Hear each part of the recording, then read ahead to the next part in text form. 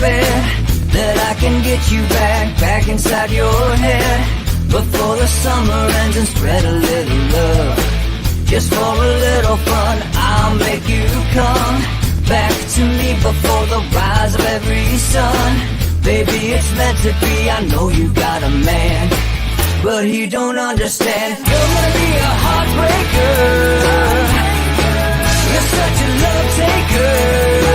So just suck me in and you can toss me like a cigarette, 'cause I just wanna be a bad habit, yeah.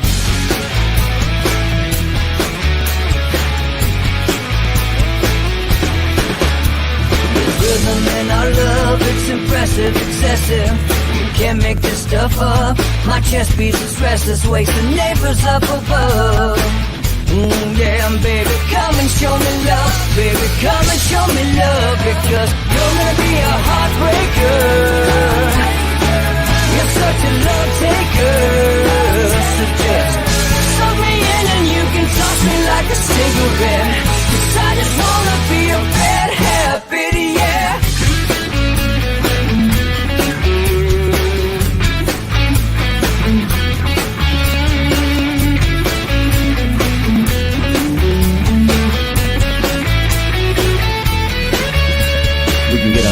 Take a one-way ride, steal us away to find a place we can hide. It wouldn't take much to spear for a night, just to give into the need and leave it all behind. 'Cause I know that you know that I know that you want me. You told me, now show me, come blow me away. 'Cause I know that you know that I know that you want me. You told me, now show me, come blow me away. You're gonna be a heartbreaker, you're such a love taker. So just suck me in and you can toss me like a cigarette, 'cause I just wanna be a bad habit, yeah. You're gonna be a heartbreaker, you're such a love taker. So just suck me in and you can toss me like a cigarette, 'cause I just wanna be a bad habit, yeah. Suck me in and you can toss me like a cigarette, 'cause I just wanna be a bad habit, yeah.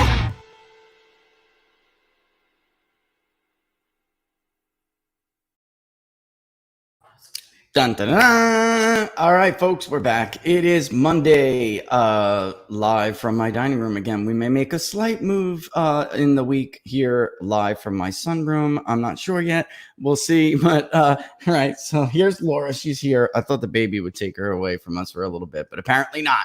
All right, we are going to talk about the third rail of voter fraud today. We're going to talk first, though, about the economic indicators, and I want to kind of blast them and get them out of the way. That's why I postponed the show till 11 today. I'm getting tired of doing the indicators that came out that day, the next day, because we go on at 10. So if there is an indicator I really want to talk about, and it's going to come out, we may postpone it a little bit. All right.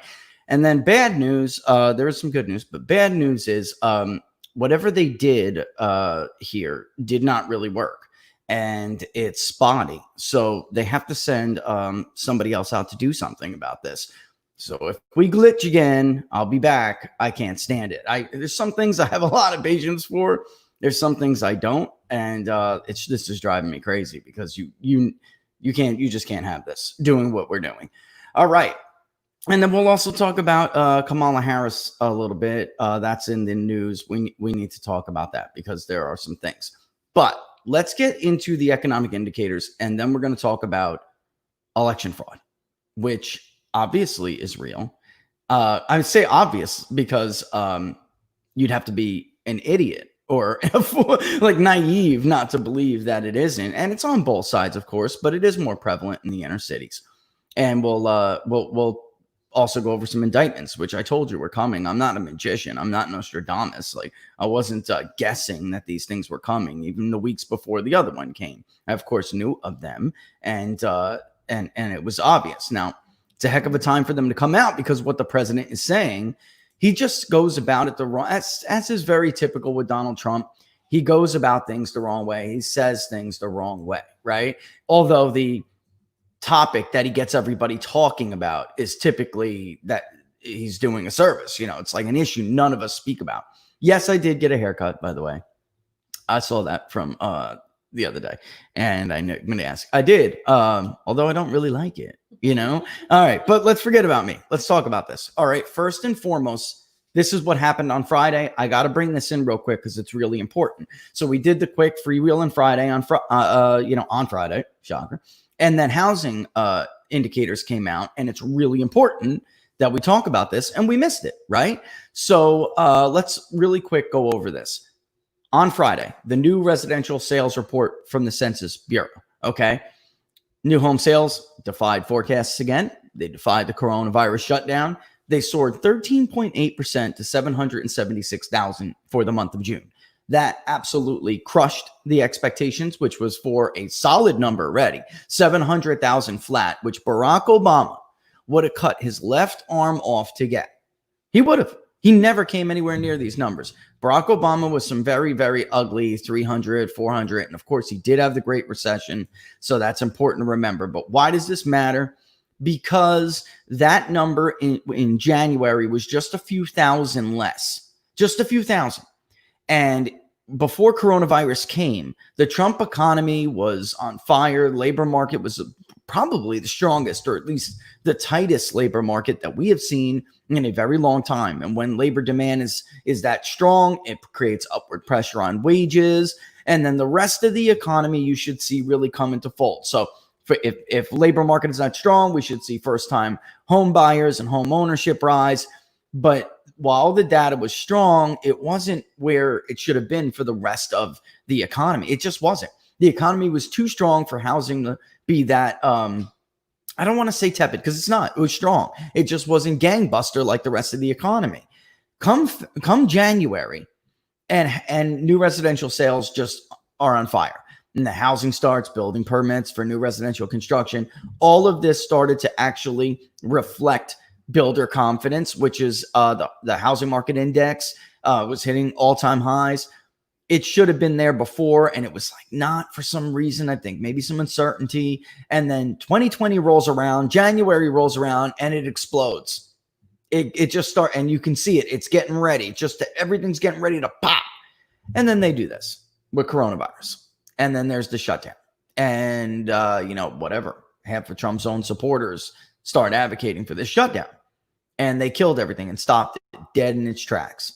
Now, on Friday, we have seen permits and building, starts, completions lag. We did see that going, but this report matters because this tells us really about new homes that have been sold. And let's just get that was almost a 14% jump to 776,000 in June. The forecast range from a low of 645, which again, Obama would cut his left arm off for. He never got near these numbers, but they just weren't as high as they should have been, to only a high of 720. So the high end of the forecast range was 720, and it came in at 776, 2,000 above 774 in January before this thing came to a grinding halt. That's the highest level for new home sales since before the Great Recession. You got to go back to July 2007. And if the figure for June holds, it's a volatile report. If it holds, it would be the new high.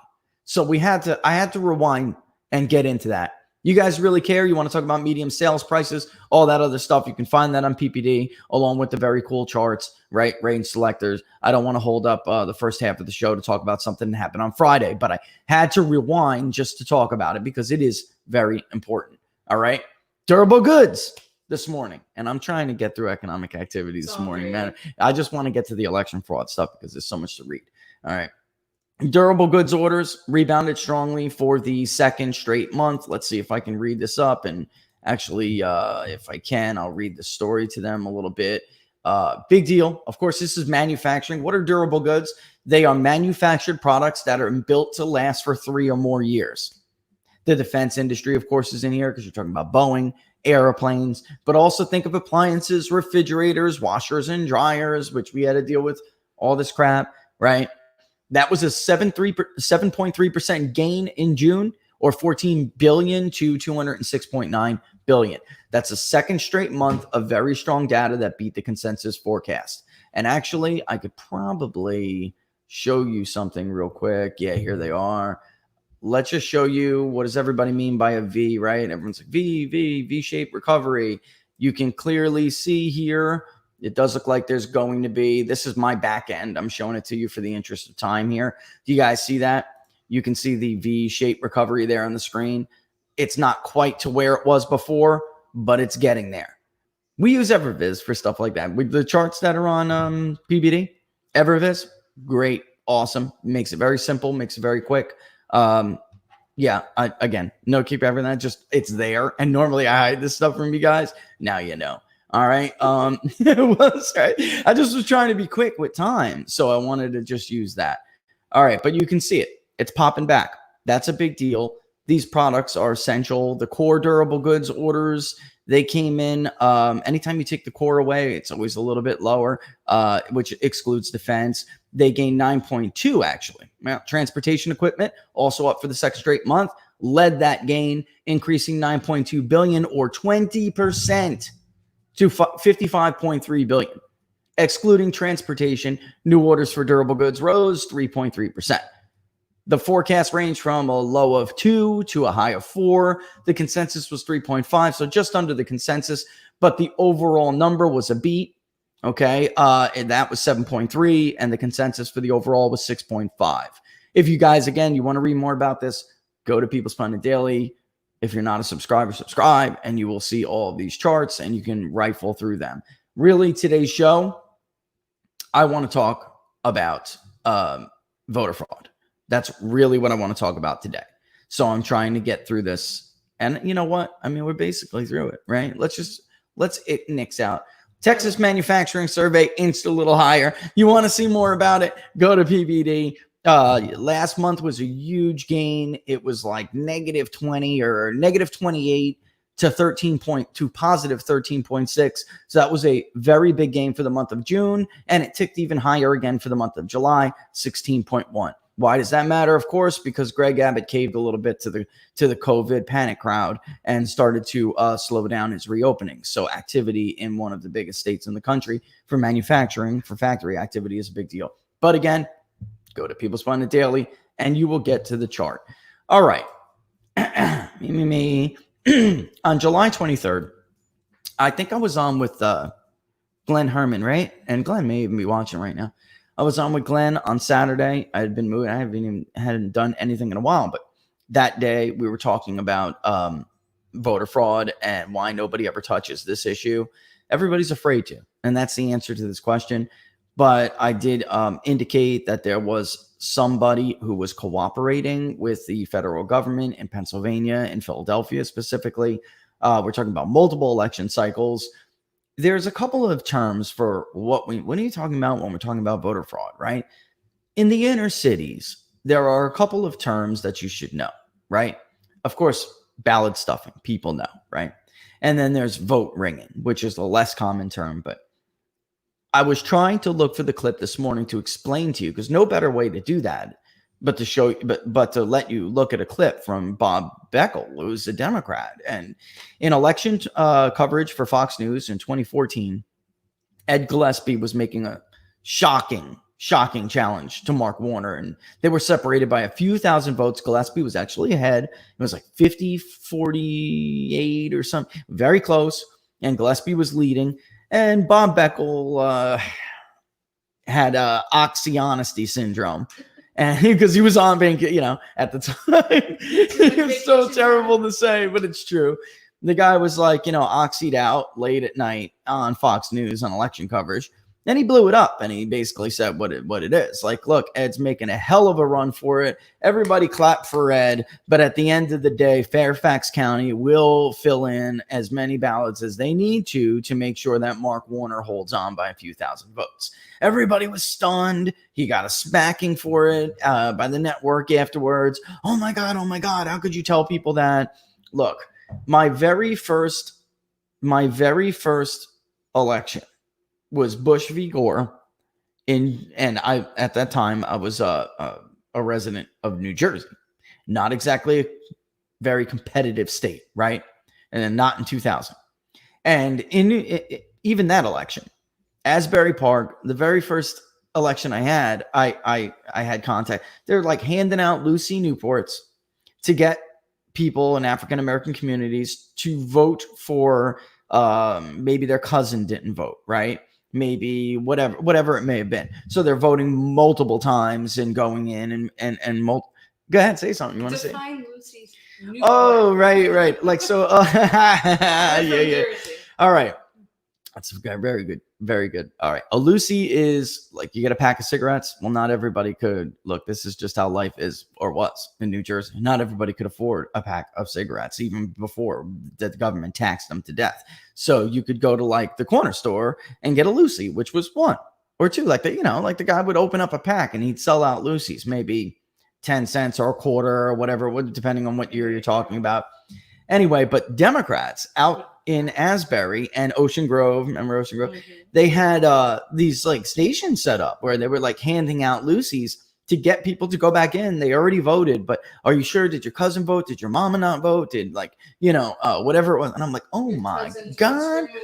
Yeah, your cousin twice removed, second uncles, whatever. And I'm like, oh my God, what is going on here? It was a very first thing. I was like idealistic and 18 years old, idealistic and 18 years old. And I just, it like stunned me, but it was the very first time I've ever, noticed it. And it was my first election over many, many years when you're in the game and maybe you do poll work or maybe you work on a camp, whatever it is, you will see it. And sometimes it takes different forms. It's not outward fraud. Maybe poll workers will challenge even in a voter ID state like Florida. This is an example we used to see all the time. Maybe in blue Gainesville, for instance, and yeah, I mean, I don't want to make any of those poll workers nervous, but we know maybe in blue Gainesville, for instance, they will challenge white males who are above, who look like they're like middle-aged or above. Maybe they'll challenge those signatures and while letting other people get away with murder. Maybe they'll do that repeatedly throughout the day. And what happens? They have to fill out a provisional ballot, and that won't even be counted on election night in most cases. So, it can come in many forms. But this indictment that I'm leading up into here was something that had been going on for a very long time. And while they don't mention specifically the 2016 election, the presidential, the general, they do mention primaries dating back to 2014, 2015, and 2016. I think it's pretty clear from this indictment. You can rest assured, looking on who won these wards and these precincts, you can say pretty much without a doubt now, Hillary Clinton's official vote total is not correct. It's inflated. And that would be the case against Bernie Sanders as well. So if you're a Sanders supporter, you should be pissed off about this because in 2016, he gave her a real run for her money. In working class states like this, Bernie had some real chances. Look, he pulled that upset off against her in Michigan, even though Biden clobbered him this time because that was just a totally different election. He was painted with the unelectability brush and they threw him to the wayside. They abandoned him. That's what happened this time. But back then, it was a race. I mean, after Michigan, it was a real chance. And Ohio was much closer than people thought. All of those Rust Belt mid-Atlantic states, Bernie could have made a real play in for. So you should, if you're a Bernie supporter, look at who won these precincts. They weren't vote ringing for Bernie Sanders, folks. Bernie was winning everywhere outside of the excerpts in the metro areas. She was winning these areas. And those numbers are pretty much at this point, you can just take it to the bank. They're inflated. So it's not just like, oh, Trump supporters care about that. Well, maybe right now only Trump supporters care, but everybody should care. Election integrity is everything in a self-governing society. Everything. I'm going to read this right from the Justice Department. Okay. Let me pull this up. Maybe some of you guys saw it. Maybe some of you didn't. But I'm reading this. So when I get into the voter file and I show you, well, where are they getting these ballots from? When I show you these ballots, you're going to understand how this works a little bit more. Okay. You'll get a better idea of how it works. Former congressman charged with ballot stuffing. Like I said, that's another more common term. Vote ringing is another one. Ballot stuffing, bribery, and obstruction.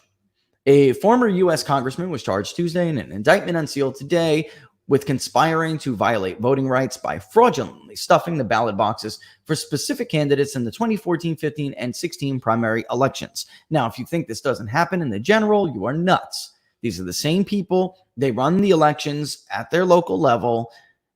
And when I am reading this, think about all of the people in the last 3 years that have broken rules and laws just in the name of resisting Donald Trump because they had a derangement syndrome, whatever it may be. We're talking about the entire upper echelon of the Department of Justice, the entire upper echelon of the Federal Bureau of Investigation, the former head of the CIA, the former DNI. There is nobody. People at the Treasury Department who are, their job is to guard top secret financial information. They didn't care. The NSA, Wolf, who worked for the Senate Intelligence Committee. Think about all of these people and then ask yourself whether schlubs like this are unwilling to ring up absentee ballots that are fraudulent and don't belong. All right, so let's get it. And bribery of an election official, falsification of records, voting more than once in federal elections, and obstruction of justice. I thought it was impossible to vote more than once. Michael Ozzie Myers, 77, of Philadelphia, Pennsylvania, is charged with conspiring with and bribing the former judge of elections for the 39th Ward, 36th Division, Dominic DeMuro. DeMuro, who pleaded guilty previously in a federal court in Philadelphia, which we did, I believe, talk about that when that happened. And I told you this was coming. It was obvious they're not naming people. It's obvious somebody's cooperating, and it was more widespread than a single indictment on the Justice Department website that nobody in the media covered. All right. DeMuro was responsible for overseeing the entire election process and all voter activities of his division in accord with state and federal election laws. Quote, free and fair elections are the hallmark of our system of government. That is Acting Assistant Attorney General Abbott of the Justice Department's Criminal Division. He's absolutely right. It is it's more than the hallmark. It's the cornerstone. If we don't have confidence in our election process, this all falls apart. That's what was always so dangerous about falsifying an investigation against a duly elected president with the sole purpose of just hindering and handicapping his administration. If one side of the country, dummies, gets it into their head that this system doesn't work for them anymore, what is their remaining recourse? Think about what you could be doing. The Department of Justice has zero tolerance for corruption of the electoral process, and we will spare no effort in investigating and prosecuting those who will seek an unfair advantage at the polls by bribing state and local officials responsible for ensuring the fairness of our elections. Again, bribing state and local officials who are responsible for ensuring the fairness of our elections. They're human beings, folks. They're just human beings. They're partisan. They are partisan. They're highly political. Many of the people who run these wards, just as the same as it is in precincts in Florida, supervisors of elections, these are political animals. They're running the ward on Tuesday and on Thursday attending the local activist group that they belong to on Tuesday night. They are political animals. And this is who we are charging with making sure all of these mailed out ballots that are inactive voters, dead voters, change of address flags, records with change of address flags. We have people sending us pictures from all over. 4, 5, 6, 7 ballots being mailed to their house. And if they were lesser character, they'd fill them in and send them back. Who's going to look? Voting is the cornerstone of our democracy. If only one vote has been illegally rung up or fraudulently stuffed into a ballot box, the integrity of that entire election is undermined, said U.S. Attorney William McSwain of the Eastern District of Pennsylvania. Votes are not things to be purchased, and democracy is not for sale. But that's the problem, end quote. That is the problem. It is for sale. And I don't know when people are going to wake up to this. It is for sale. From every individual votes in a ward or precinct in Philadelphia to the nominee for a major political party for the presidency in this country. It's all for sale. What is this guy talking about? And why is nobody covering this? back to the quotes. If you are a political consultant, election official, or work with the polling places in any way, I urge you to do your job honestly and faithfully. This is what the public deserves. It is what democracy demands, and it is what my office will enforce. And now, folks, why do you think they are doing this? And here's Special Agent Driscoll, right? Let me just read this before I get into it. Transparent and fair elections are integral to the proper functioning of our democracy. This guy does good work. If you ever see him, shake his hand. Those who seek to corrupt the vote, threaten the public's trust in the process, must be brought to justice. The FBI is determined to protect the integrity of our electoral system.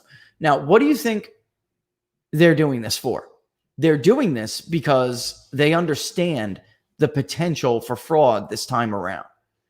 And it's ripe. It's ripe. And they're trying to send a shot across the back.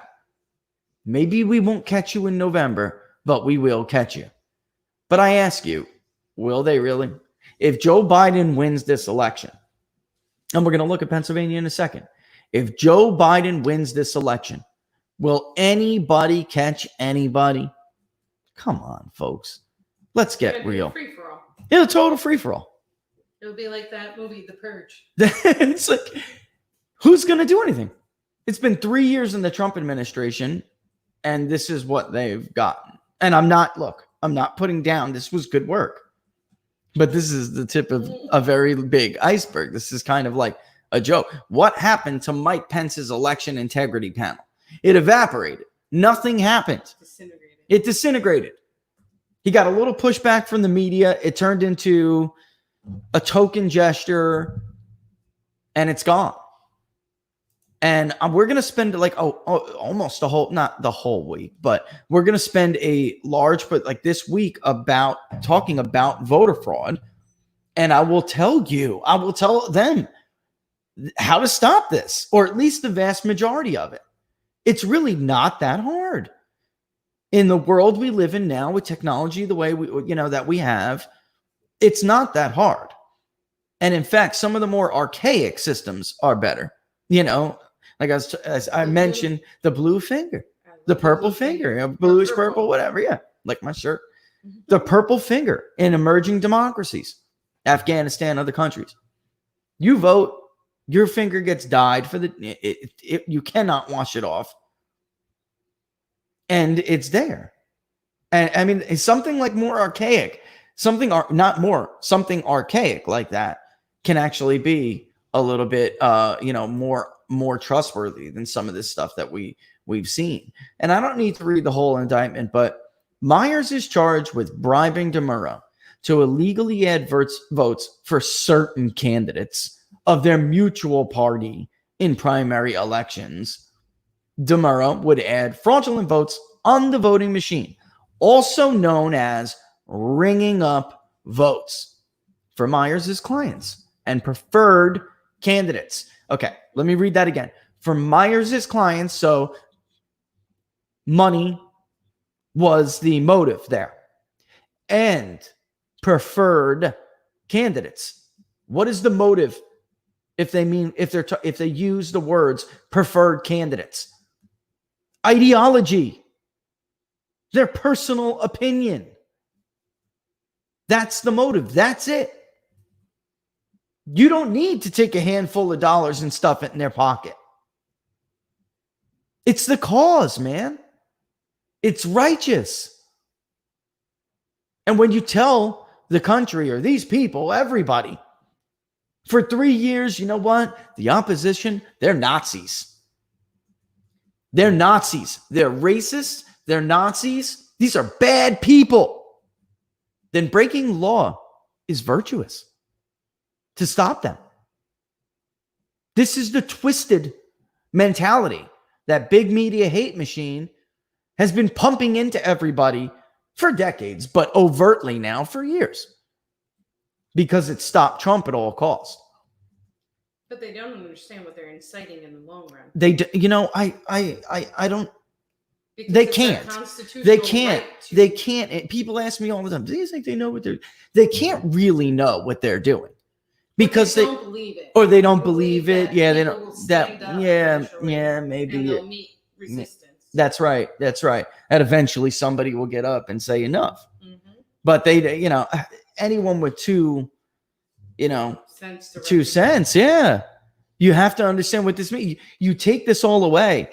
You take away integrity. You're left with nothing but violence and a breakdown in civil society. It's not hyperbolic to say that. It's not. That's what this is all. It's reality. It's all built on this. I'm sorry. The past history shows you that. And right. In general. And when our founders, Caesar fell. when our founders designed this thing, they did this with history in mind. And they said, you know what? Human beings, they're not particularly, we can't just trust them to do the right thing. What's the best system to promote the best about human nature while trying to dissuade, or what's the word? Distance. Dissuade. Yeah. Dishonest. Yeah, right. To keep them on Without the moral path. Right, without taking away Their freedom rights. and their rights. Yeah. So everything was built for that. And if you take away something as simple as election integrity, it will all come crumbling down. One side will just come to the conclusion, this doesn't work for us anymore. Doesn't work. Anyway, he gave these guys between 3,000 and 5,000 per election. But again, money was not the only thing that motivated them to do this. Preferred candidates, somebody they wanted to win. And that is without, the Nazi thing. Stop Trump. He's a Nazi. He's dangerous. I mean, it's terrible. It's terrible. What you don't think, maybe they do think about the consequences and they keep going. Let's rewind a couple of weeks before I circle back to Pennsylvania, because I don't know if you guys remember, if you guys are avid followers and watchers, you probably will remember. We went through Pennsylvania with the Enact. I opened up the voter rolls, the voter files, and we took a look. How many of these people did have change of address flags that should not be getting a ballot? How many of these people are dead? We went through this already. I'm going to circle back to it. I just want to bring up another state really quick, because there is a culinary union, and we all know how unions are, what's the word? They're willing to break the rules for the cause. And in Nevada and I keep bringing this up, if you look at Joe Biden's polling, folks, all right, Nevada is not that solid for him, all right, in his own polling. The polling in the public polls is like, oh, it's Biden by 20, but in Nevada, it's not that. It's close, and if Trump hits the mid 40s in Clark County and can fight it to roughly a draw, maybe a slight loss in Washoe, which used to be Republican but is not anymore. If he can do that, then, and there's high enough turnout in the rest of the state, which is not populated, so it would have to be gangbuster Republican turnout, which it will be, then it is possible for Donald Trump to eke out Nevada. Now, you guys know how I feel about Nevada. It is a very tough state. One of the only missed calls we had in 2018 was Dean Heller, and I'll explain why that is. Dean Heller did show the ability to win independents by the spread that was necessary in modeling to do it. Biden leads by 120%. I was just That's laughing funny at stuff. that. But it's like, would you be surprised anymore? No. All right, but I do have a question for you. basically though, in Clark County, he's at like 43% in Biden's polling, and that's backed up by actually some other polling that I've seen. If Trump can tick to 44, 45, it could be a real race. I always believe that Democrats are underrepresented is the best word, underrepresented in Nevada polling. And what happens is independents seem to break for Republicans in Nevada, and they do. They just always do. Even in 2018, when Republicans had a bad election, independents still broke for Republicans. All right. But they always, when you poll them, sometimes it'll look like a 17 to 22 point split in favor of Republicans for independents. And that is what it would take to win it statewide. That's what Dean Heller had to do to win his seat the first time around. Then he lost because he fell just shy of that. And in Washoe County, the Democrats did a much better job of appealing to some of those independent voters. So that margin shrunk. Okay. Anyway, it's still in Clark where 70% of the vote is going to come from. It is not good enough for the Biden campaign to simply rely on. There can be an upset if you fall asleep out there. And it almost happened to Hillary. It was very close. All right. If you guys don't remember, I want to read a story briefly from, it was June. Yeah, it was June. Hold on. What, Madam Producer? Is this something? Can we talk about comments in a little bit? Let me get through this. Okay. Guys, we will take your comments. Just give me a little bit. The Republican National Committee and Nevada Republican Party, this is going back to June, filed a lawsuit aiming to prevent the potential for voter fraud in Clark County. The lawsuit accuses Democrat-dominated county commission of hiding public records pertaining to the deal struck with the Democratic National Committee and liberal groups to make demanded changes to the primary election on June 9th. The deal, which will cost taxpayers $300,000 without input from the public, forced the Clark County Register to mail ballots to all inactive voters, many of whom are deceased or have moved. It also added more polling places and funded the hiring of ballot harvesters. This is only in Clark. Ballot harvesting is illegal in the state of Nevada. It is illegal. All right. Initially, the Clark County Commission refused to comply with state law and release public records from that meeting that the RNC asked for. And it's according to the Nevada Public Records Act. Any decision like this has to be public. So the RNC sued. Look, I'm going to get down to the raw numbers here. Why was the RNC concerned? We ran the voter file, and there are. And I linked this in the YouTube thing if you guys want to follow along, because you'll see pictures from the voter file in there and everything. And I could actually pull it up again. I just want to get to Pennsylvania. There are at least 178,350 inactive voters on the rolls in Clark County alone. Okay. To include deceased and recent movers, according to voter files available to and monitored by us. The Democratic stronghold and largest county in the state represents nearly 7 in 10, 68% of all votes cast statewide in 2016, but it accounts for 78.9% of the 225,942 inactive voters on the state rolls. And did you handle that, by the way? Is he coming back? I need to talk to him. We'll discuss this later. Okay. The Democratic lawsuit in Nevada that's bad, folks. That's our way. The Democratic lawsuit in Nevada is only the latest legal action seizing on the coronavirus pandemic to radically reform elections in the nation. RNC doubled their budget, as we previously told you, to $20 million in order to fight similar threats. Okay, so people say, Rich, it's just vote by mail. We've been doing this for a while. It's just absentee ballots. Take the state of Florida, our beloved Florida. Absentee ballot voting is subject to signature match or other verification standards. This is different for a few reasons. One, everybody gets a ballot. Everybody. Doesn't matter if you request it or not.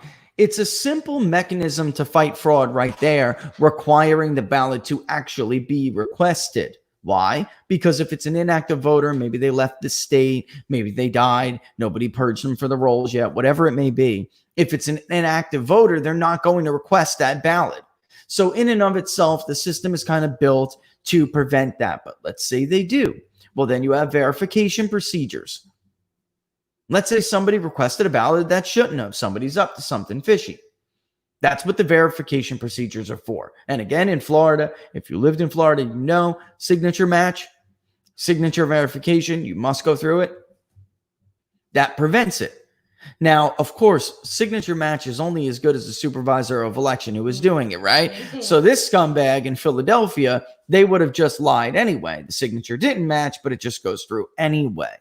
That's why I'm going to tell you later in the week, after we explain this problem and what is really going on in detail, I will explain to you how to stop this.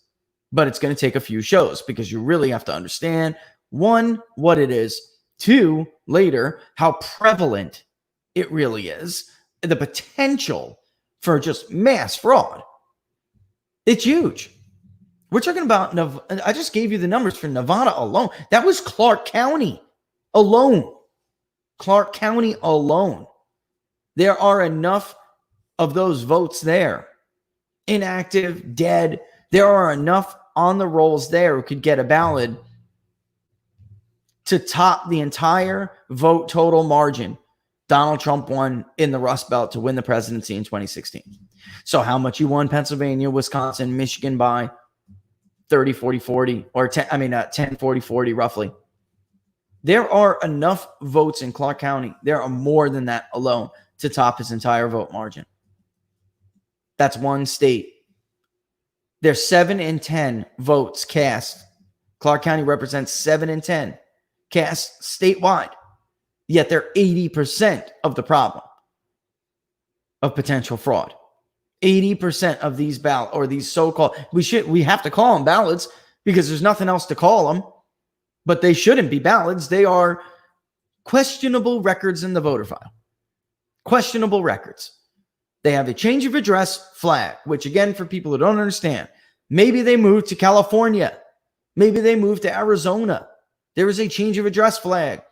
The National Voting Rights, the National Voting, the NVAA of 1993 dictated that Nevada purged them, but they don't. Some states do a good job. Some states do not. Some states do a good job statewide. But for some reason, in these urban areas, it's magical. They're the entire problem. And it's more than their share of the population. Just like in Nevada, the example of Nevada is great. I keep returning to it. Yes, they're 70% of the vote, but they're 80% of the dirty voter roll. So it's more than just a problem of population. It's not representative. It tells you there is an issue with them following the NVAA. All right. Some do their job better than others. Some registrars, some supervisor of elections, precinct ward, whatever you want to call them in your local area. We have different names for these election supervisors around the country. Some of them do a better job. Some of them don't. Some of them are just special. Some of them are just special and think they may, like Bob Beckel said, Fairfax County may not want to do that because they may need a few extra thousand votes on election night. Maybe the polls are wrong and Ed Gillespie's up a couple thousand. Stop reporting. 75%. Actually, no, it's worse sometimes. 95% reported. Yet they'll report like 20% of the total votes still there, right? So 95% of precincts reporting. Stop. Everybody count and see how many they got left in the rest of America. And then start ringing them up. And that is what I'm accusing them of doing. And it's ridiculous. It's ridiculous. Every electoral vote matters, Aussie. Every electoral vote matters. Look at Bush v. Gore. Democrats, at first, Democrats had a real reason to be upset there. And the left almost had a complete and total meltdown when it looked like Bush was robbing the state of Florida. We now know that Democrats were trying to rob the state of Florida. We now know Bush won Florida by a larger margin. And the Washington Post spent millions of dollars. They changed leadership because that stupid fool decided to try to fund his own recount. And it turned out they found Democrat fraud everywhere. Bush won Florida by a larger margin than even the official. I think it's like well accepted now. That's widely accepted. Bush did not win Florida by 561 votes or whatever the official now is. He won it by more than that. Miami-Dade was counting votes. They never should have voted. But it could come down, Aussie. It could come down to a House of Representatives kind of moment. And in 2012, Republicans were foaming at the mouth. Maybe Romney could tie. Maybe it could be a tie. Romney was going to lose that election from the jump. He was never ahead. I will repeat this every time I reference 2012. He was never ahead, Laura. Never. The only thing that was happening was that he had a good debate performance after the first debate. So more Republicans wanted to talk to pollsters than Democrats who wanted to hold their head down, hang their head in shame because Obama's performance was so terrible. But then he made a comeback. The polls were right because it is typically true that partisans want to come out to defend their incumbent president. Republicans came out in force in 2004. I was 20. They came out in force. Democrats came out in force to defend Barack Obama in 2012. That's how they won Florida by a hair. That and probably vote ringing by Brenda Snipes. 70,000 votes. Man, she could bank that in an afternoon. Easy, folks. I mean, I really don't think everybody understands how bad this is. So we're going to have to spend like a week going through it. A lot of the Democrats' decline in Florida is from cleaning the rolls. They have the slimmest margin ever since partisan tracking began in 1972. They did get rid of her. Ron DeSantis tossed her. Okay. Replaced her. But it doesn't mean these local officials aren't prepared to do more. But anyway, Republicans were foaming at the mouth in that prospect of 2012. This time around, if Democrats hold the House and it is that close, Nancy Pelosi will pick the president. And if it's a tie, it will be Joe Biden. That's it. Look, that's a great question. I want to keep this question from Irish Girl about McSally in Arizona. I want to keep that question. The question is about McSally and what's going on with her. There's a reason why I haven't even attempted to poll Arizona. And I don't know if I should even bring that up now. I may ask them I may ask them to clarify what's going on here because I don't think she's down that much. And felon voting in Florida. I want to talk about that too. That's a good question. It's overrated. The impact is overrated. That's the answer to that. Arizona and other states for years, even when Arizona was red, had felon voting for many, many years. The truth is, if you look at the breakdown in the new voter registration numbers, it's not really helping Democrats that much. In fact, white ex-felons are voting majority, are registering majority Republican, and even black felons who were attempting to register, the split was not as big as a traditional vote split. All right, it was more like 80-14, 80-16. All right. Okay, so getting back to this, that's one state. We have to also take into account that these states, many of them have banned ballot harvesters, yet these provisions are not, like I'm trying to explain here, the difference between what we typically do with absentee voting and why it's different this time around. Ballot harvesting is illegal. If these people are dead or have changed their address, which most of them, the dead numbers are going to shock you when we do this week. They're going to shock the hell out of you. How many dead people are really on the rolls? I will click the box and show you. This is the total inactive, questionable records. Let me uncheck change of address just to show you how many dead makes up that number. You're going to be stunned. And if you saw some of the other shows, you already had a preview of what's coming. It's enormous. Anyway, those votes have to be gathered somehow, right? Who's going to bring them back? Who's going to go to, maybe they know this person's a registered Democrat. They got like 8 ballots mailed to their house because everyone who lived there at that house over the last 40 years is going to get a ballot. Who's going to go and return those ballots? Because honestly, that basically not everybody can be counted on to do the wrong thing, right? We always say you can't count on people who always do the right thing. In this case, can't count on them to do the wrong thing. So some people have to be somebody has to go and get those ballots. And if you think that that's crazy, in a Fox News report, and again, linked on the thing is the story we did on this. In Nevada, Fox News, the decision to mail ballots to inactive voters led to concerns over voter fraud, but ballots littered the streets of Las Vegas and were even piling up in trash cans.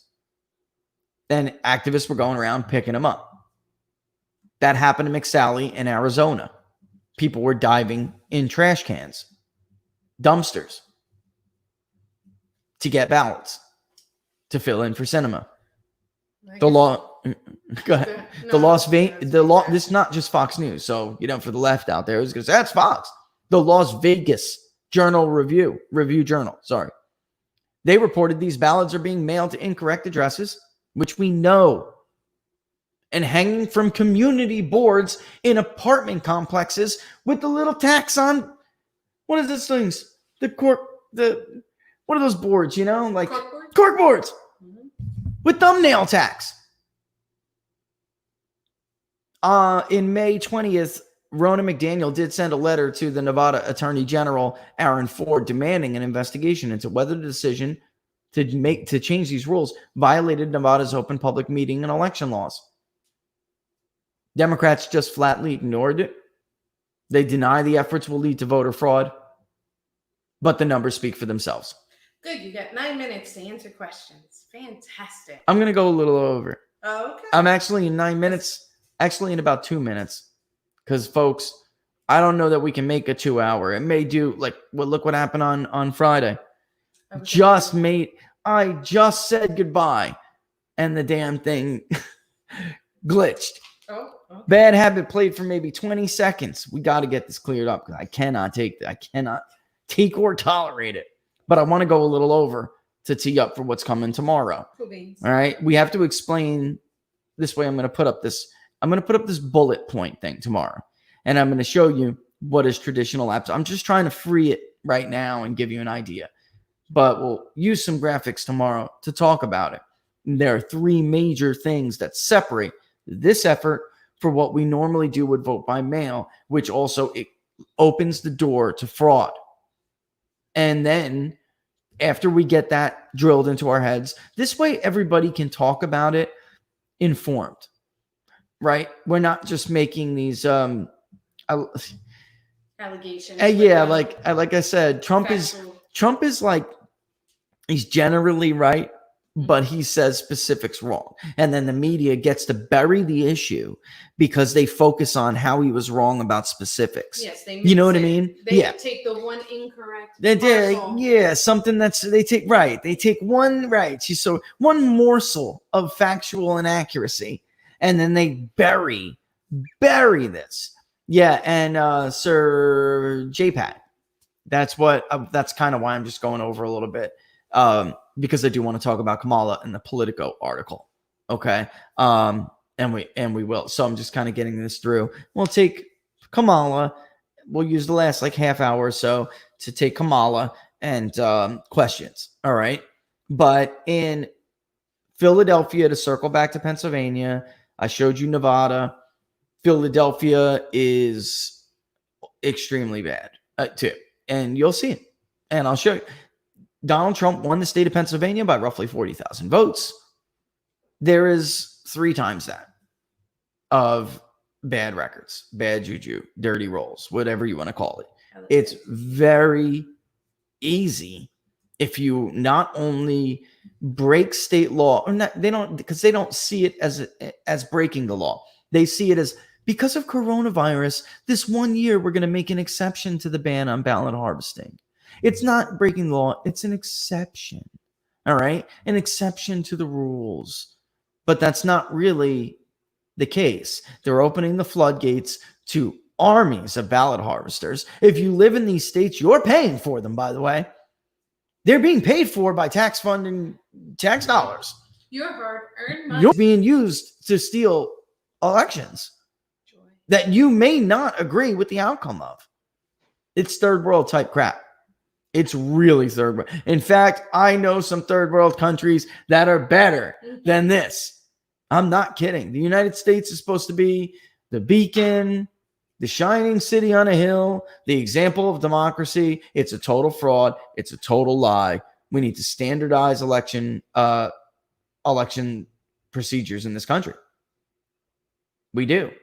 And he is his own. Carla says Trump is his own worst enemy when it comes to off-the-cuff specifics. She's totally right. And then she makes like our job so much harder. That's why tomorrow we'll go over the bulletin point by point. And then when you talk about this with your friends, your family, on social media or whatever, you will know the specific details. No generalities. Oh, it's fraud because it's fraud. That doesn't convince people. But when you can tell them the difference between regular absentee ballot voting and what is going on now, you'll probably impress them a little. Oh, I didn't know that. People are still reasonable. Not everybody, but they're still generally reasonable. So we're going to do this right this week. We're going to do it right. All right. I'm going to take a break. Let's play Bad Habit. Then I'm going to come back. We'll talk about Kamala, answer your questions. I will. There's several questions on Arizona. Will answer your questions. There are several questions. I'm here for you people. There's several questions on what is going on in Arizona, and I got to hit that up. Yeah. All right. I'm going to take a break. See you on the other side of Bad Habit. Before we go, folks, don't forget to subscribe to the YouTube channel. Don't forget to like the page on Facebook. Even if you don't really use it, you still are a Facebook user. Mosey on over there. We'll love you for it. And of course, the ultimate way to support the show and to follow all those economic indicators that we were talking about at the beginning of the show is to subscribe to People's Pundit Daily. You can do that by going to ppdnews.us/subscribe. That's the short link. ppdnews.us/subscribe. All right. We love you. We'll be back in 2 minutes? Bad Habits about 2 minutes tops.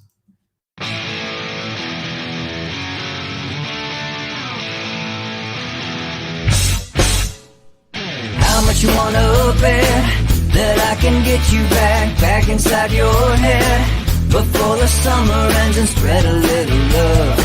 Just for a little fun, I'll make you come back to me before the rise of every sun. Baby, it's meant to be, I know you got a man, but he don't understand. You're gonna be a heartbreaker. You're such a love taker. So just suck me in and you can toss me like a cigarette. 'Cause I just wanna be a bad habit, yeah.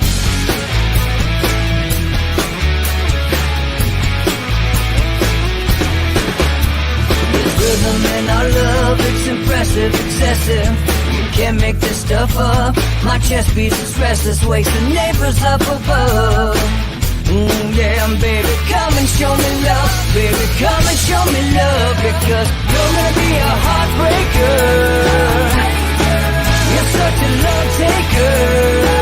So just suck me in and you can toss me like a cigarette. 'Cause I just wanna be a bad habit, yeah.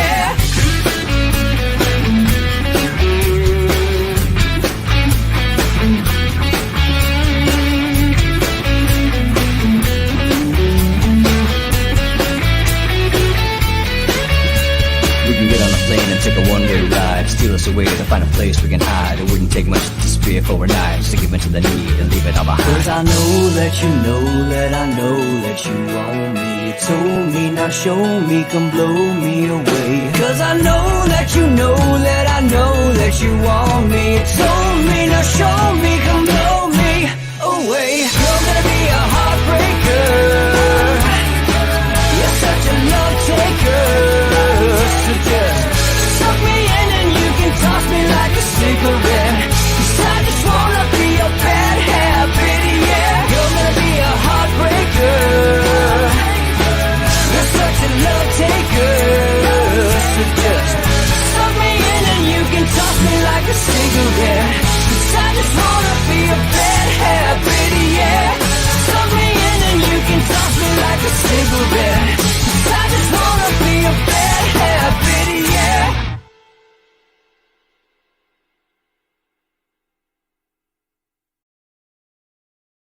Florida, Tracy says. Well, look, we love Florida, and we'll always miss you. And we're not gonna leave Florida behind ever.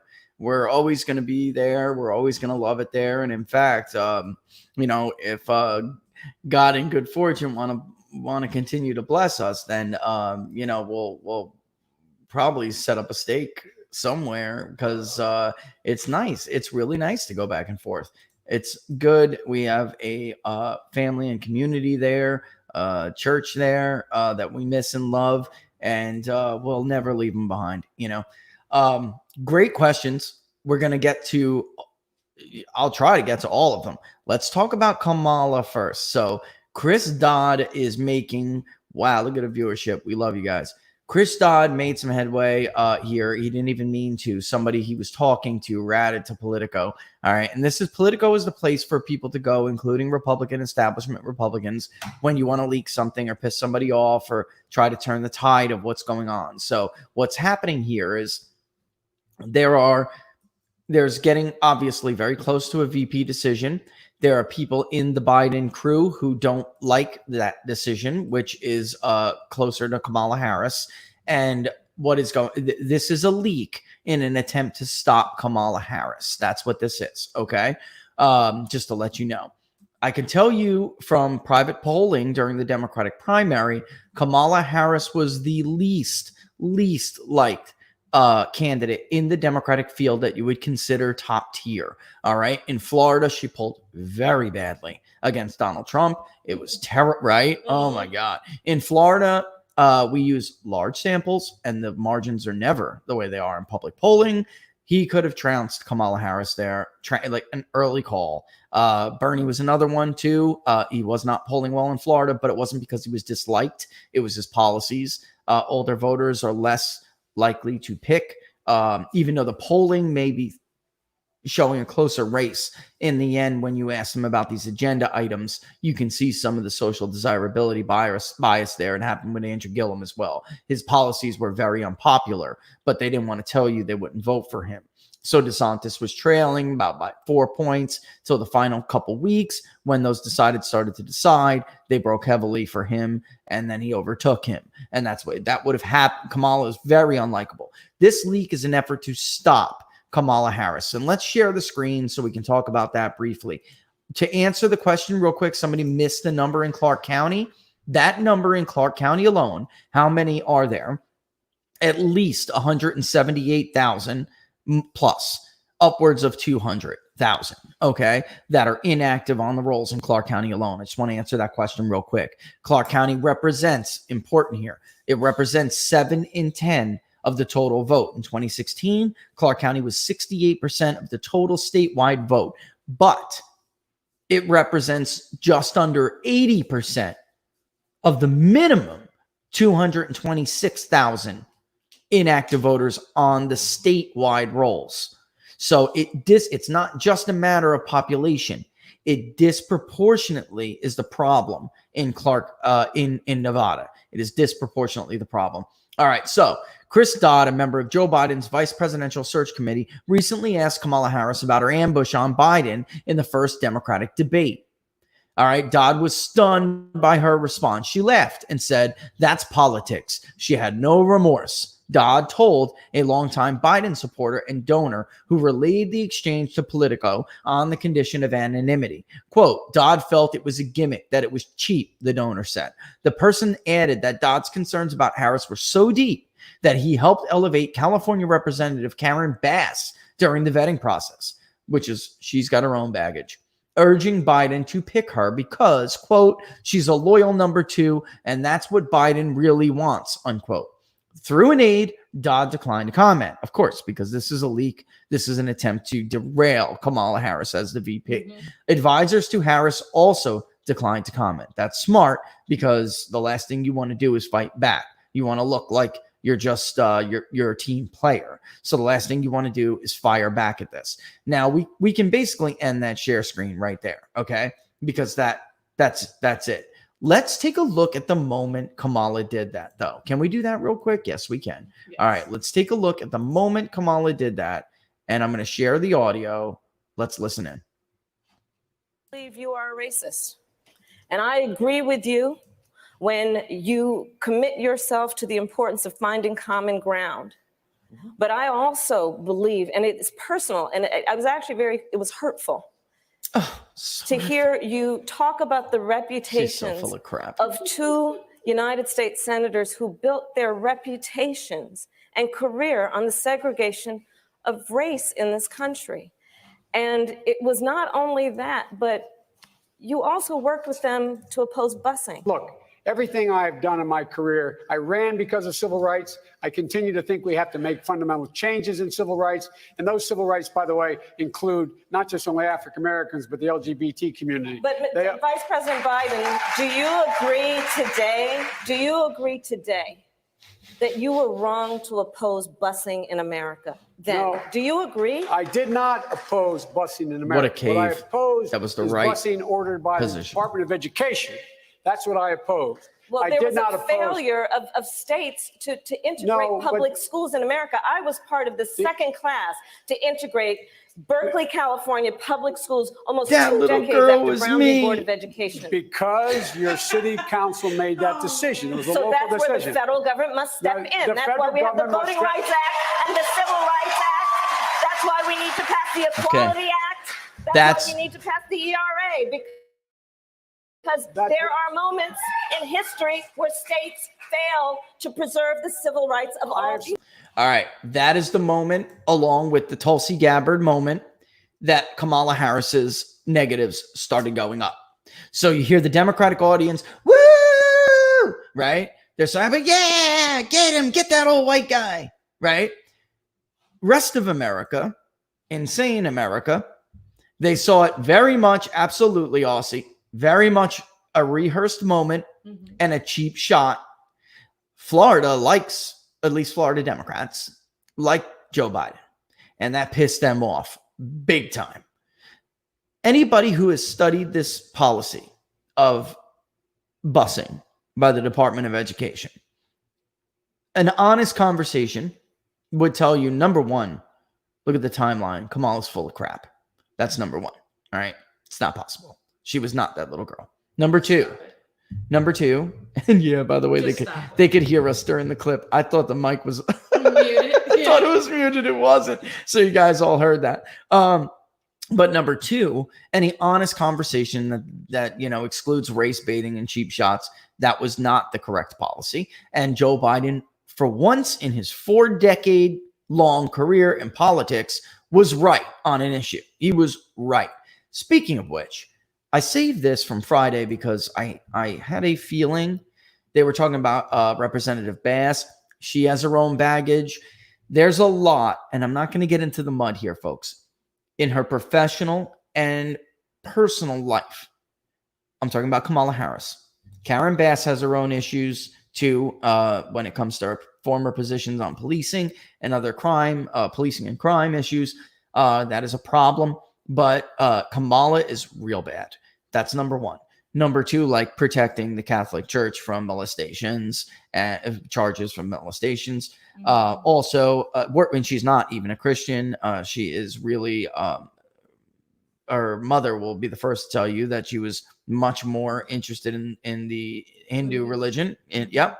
So she's not really, she's not a Christian, which is not going to go over well in some areas of the country. I mean, that's just a reality.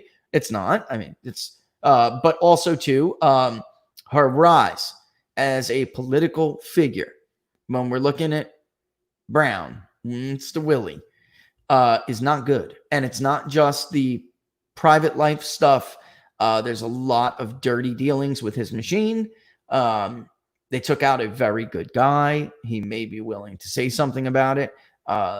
She ran against him. She broke all sorts of, there was an ethics and there was a state, or it was the state ran it, ethics investigation. She pledged not to raise so much money for that race. She broke that pledge. It's worse than that though, because those races, you're not supposed to be raising that kind of money for like local, district attorneys and stuff, and she lied and she was fined for it. There's just so much, folks. There's so much. The donors that backed her, how they got political favors by her office, slumlords that gave her money, that were that they did so with the point, and it was effective, that I give you money and you don't investigate me. And she let slums one thing after the other. So she is a heavy baggage of political opposition research. Bass has her own issues, but she is real bad. And if you remember, the moment her campaign was ended was the moment Tulsi Gabbard opened up that bag and started pulling stuff out during the debate.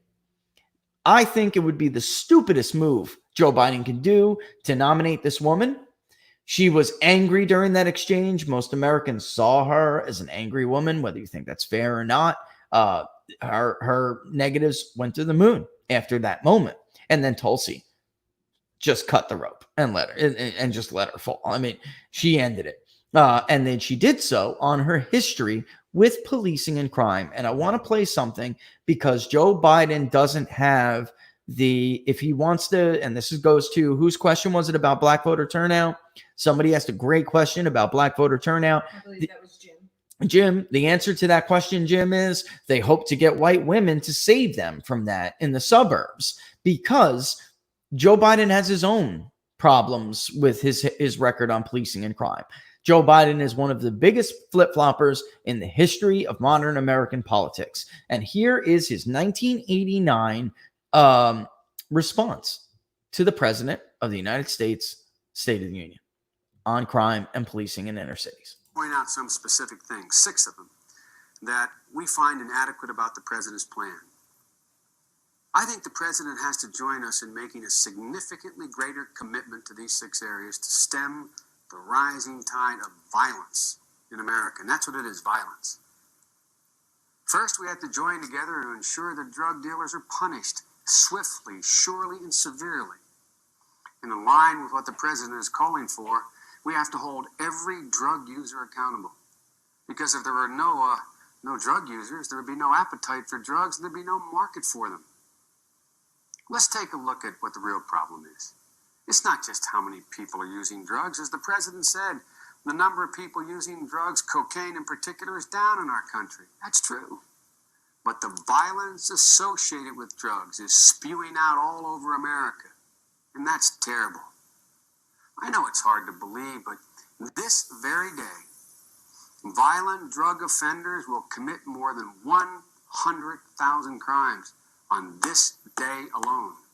And the sad part is that we have no more police in the streets of our major cities than we had 10 years ago. And what the president proposes won't help much. What he proposes is no increase over what the Congress has already approved last year.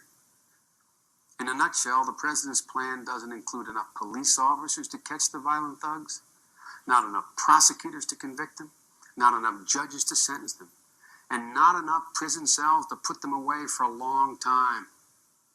That's why right now, 6 out of every 10 criminals who are arrested on drug charges have their cases dropped. That's why we think the president should triple the commitment that he's made tonight for police, prosecutors, and judges for our cities and our states. Violent thugs, he said. This is Joe Biden. Now, of course, we're for defunding the police, right? I mean, how times have changed. I mean, the white vote is not as big as it used to be. So now, my, oh my, how times have changed. That's a far cry from this. Could you imagine showing that video to this crowd? Hat tip Lisa.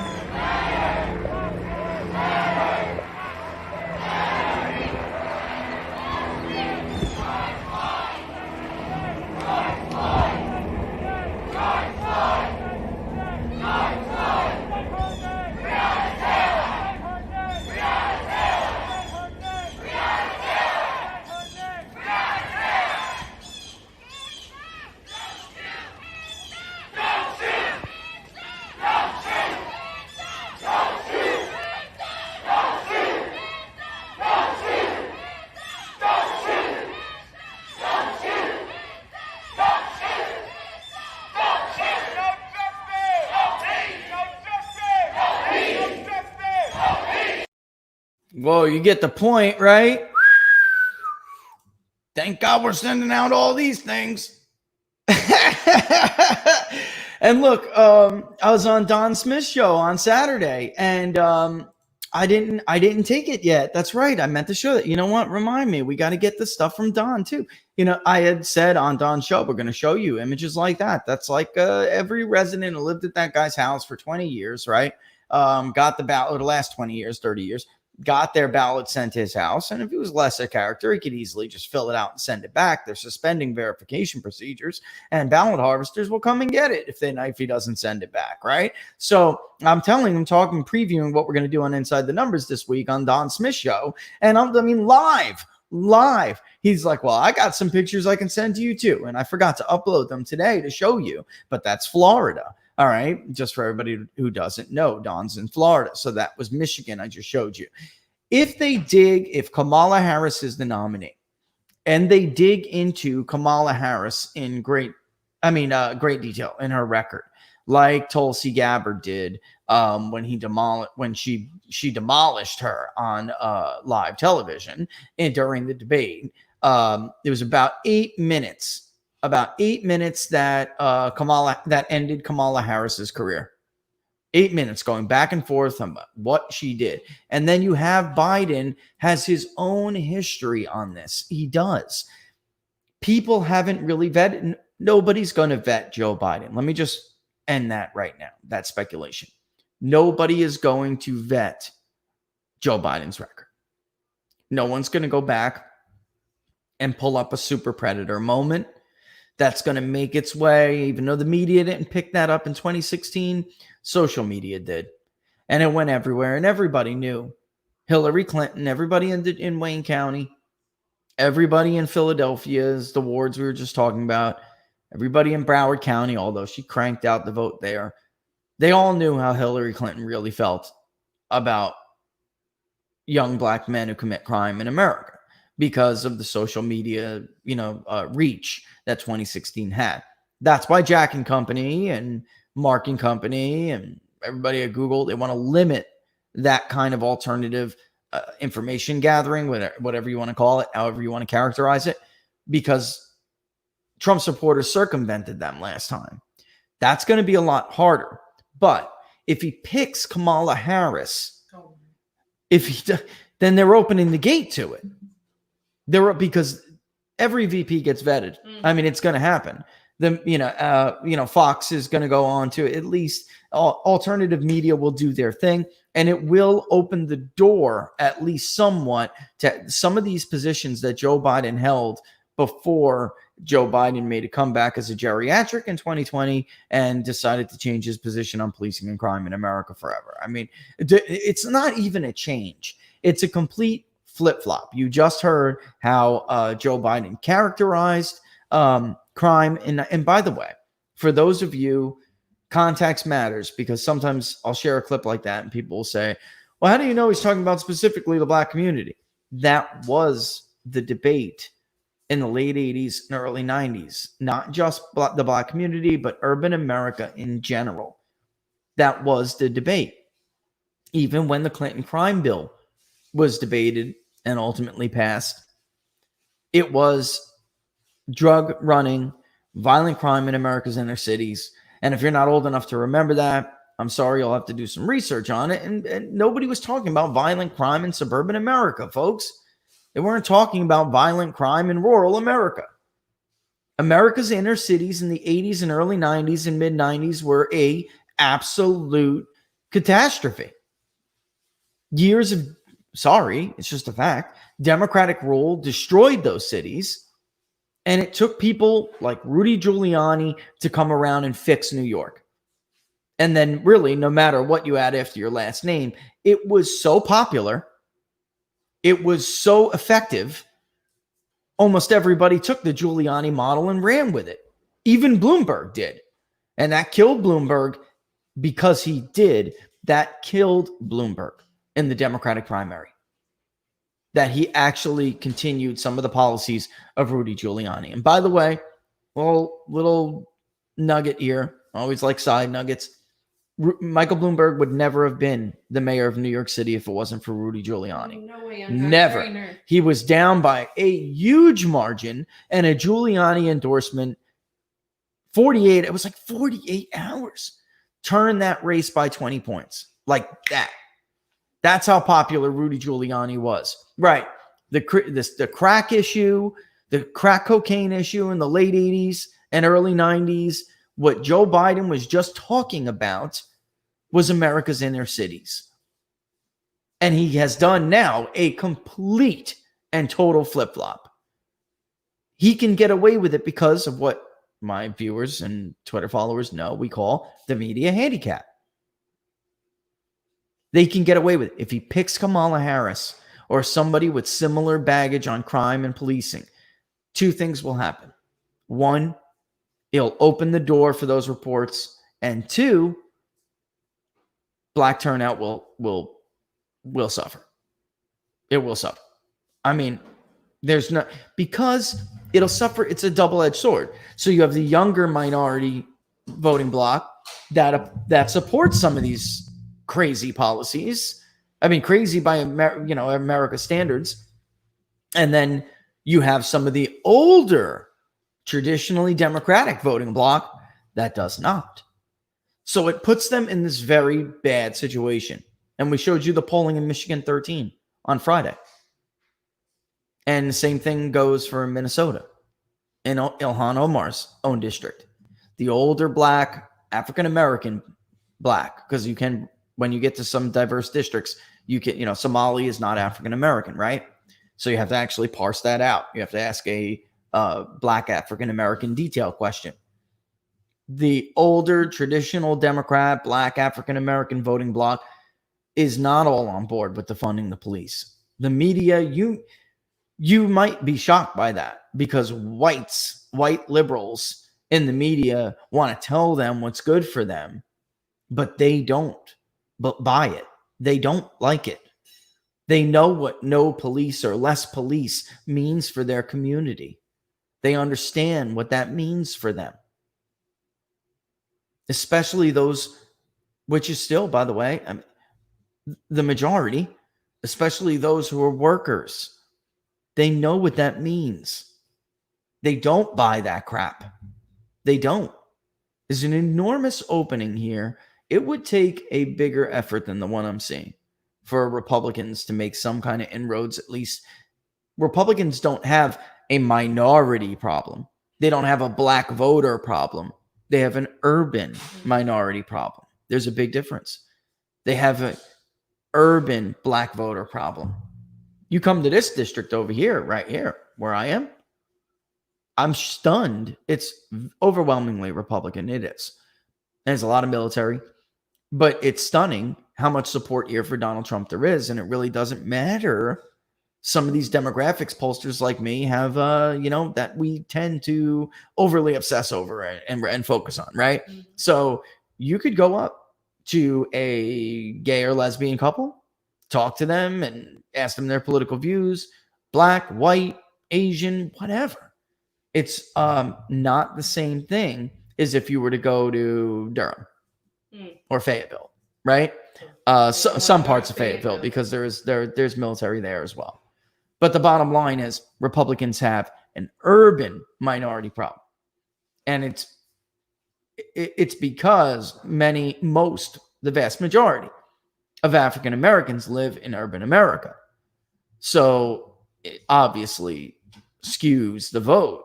But if you go out in a suburban, particularly affluent suburban neighborhoods, if you go out into rural America, you will see the support for Republican candidates rise among minority voters.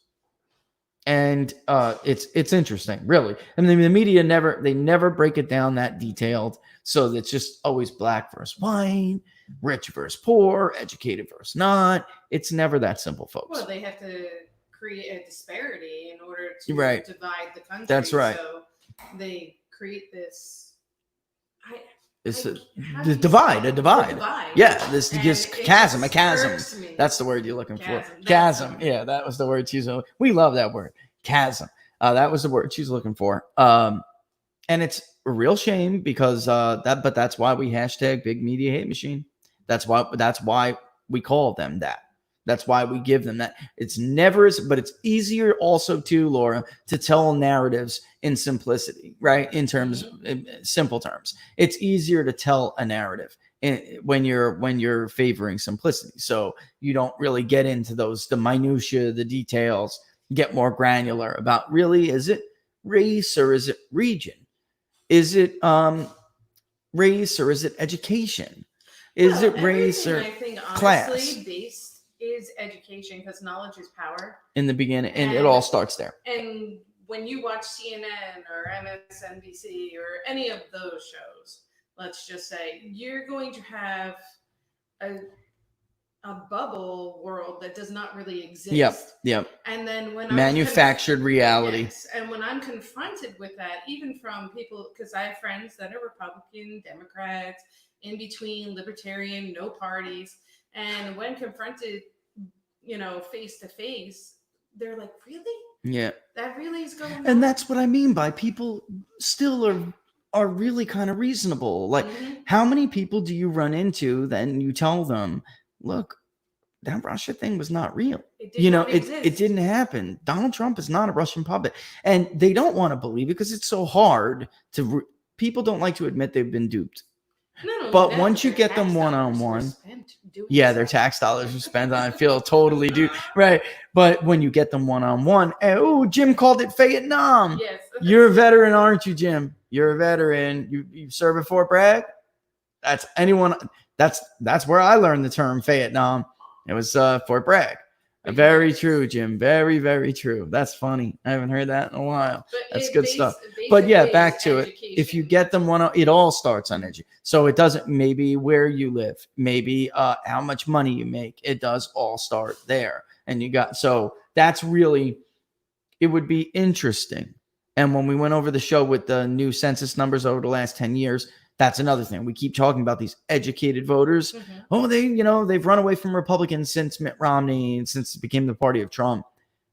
The educated suburban vote in 2012 looks nothing like the educated suburban vote is going to look in 2020. That's 8 years. Look at just the census data. Oh, you know what? Here's a little nugget, and I'll get back to questions in a little bit. I think I still have that bulletin. I do. Ha ha ha.